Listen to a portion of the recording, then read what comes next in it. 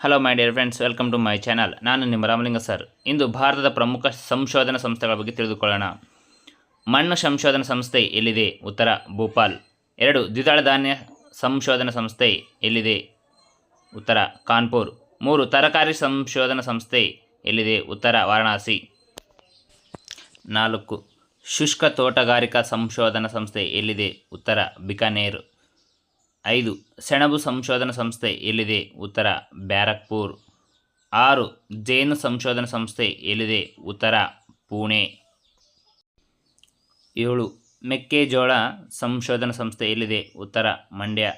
8. ನೆಲಗಡಲೆ ಸಂಶೋಧನಾ ಸಂಸ್ಥೆ ಎಲ್ಲಿದೆ? ಜುನಾಗಢ್. 9.